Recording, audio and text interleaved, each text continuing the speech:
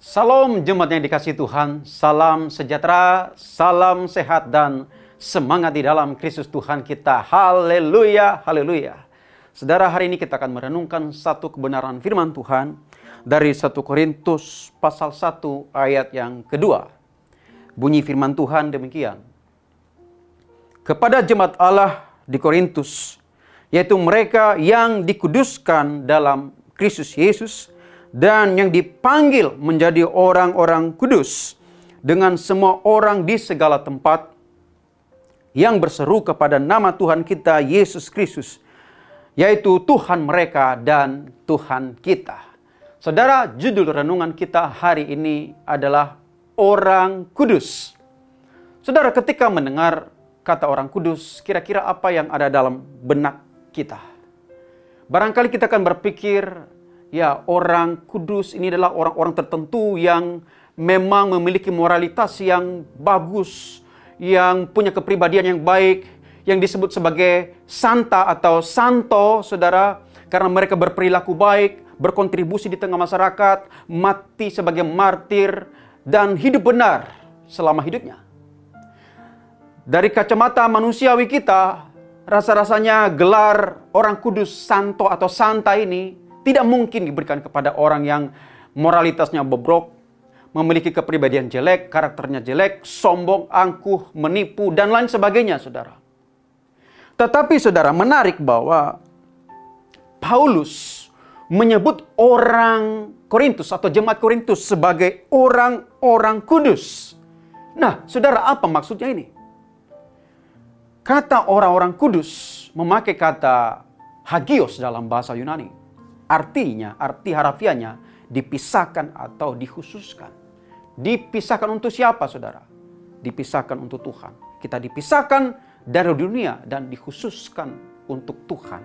Disebut sebagai orang-orang kudus atau hagios, saudara.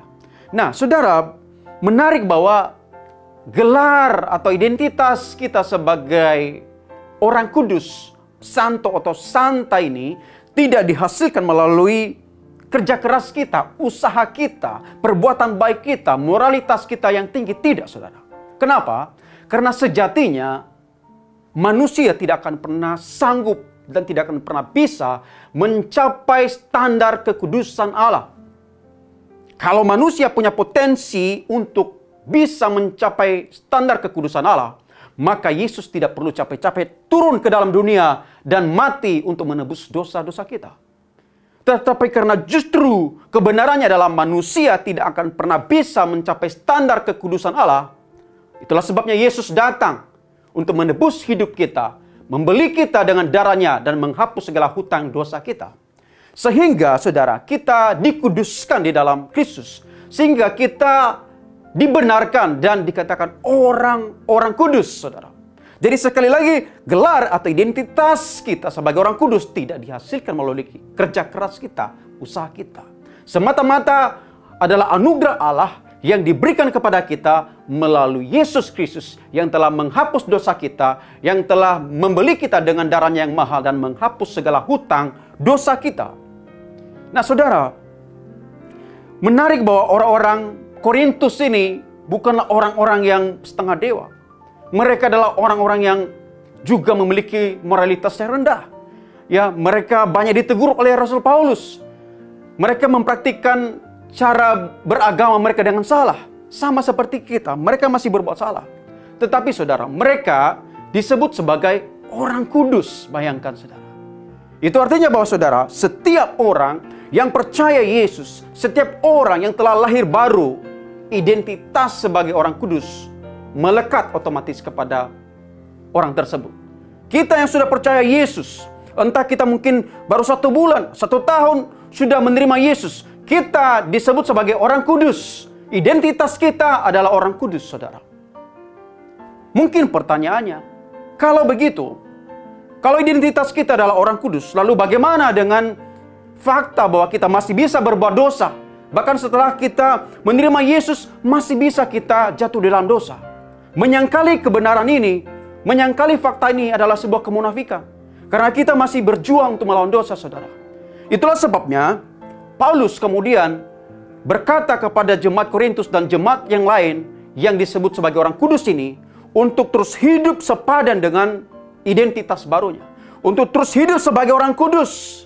Karena identitas baru kita berubah. Saudara, analoginya seperti begini. Ketika kita masih single, belum menikah, tentu kita punya gaya hidup seperti orang single, saudara. Kita bebas kemana saja tanpa menghiraukan siapa.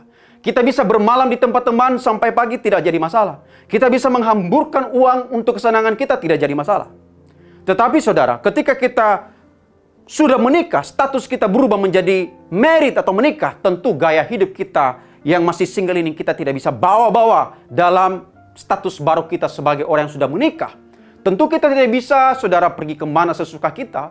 Tentu kita tidak bisa menghambur-hamburkan uang sesuka kita. Karena ada istri, ada anak yang harus kita penuhi kebutuhannya. Iya kan, saudara?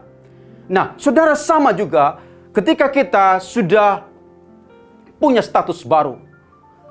Tadinya kita adalah pendosa, status kita adalah pendosa. Ketika Yesus menebus kita, status kita berubah menjadi orang kudus. Maka kita harus hidup sesuai dengan identitas kita.